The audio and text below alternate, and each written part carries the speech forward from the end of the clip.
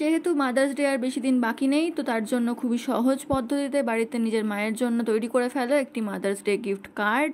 তো তার জন্য আমরা এভাবে একটি পেপার কেটে নিয়ে আমরা জাস্ট লিপস্টিকের সাহায্যে যে কোনো রকমের লিপস্টিক ইউজ করতে পারো। তারপরই দেখতে পাবা যে কত সুন্দর একটা হার্ট শেপ চলে এসছে। এর ওপরে তোমরা যে কোনো ধরনের নোট লিখতে পারো। আমি এখানে একটি নোট লিখেছি, লাভ ইউ মম। তোমরা চাইলে যে কোনো ধরনের কিছু লিখতে পারো। তারপরে আমাদের দরকার হবে এনভেলপ, যেটা আমি বাড়িতেই তৈরি করেছি, তোমরা চাইলে করতে পারো অথবা কিনে নিতে পারো।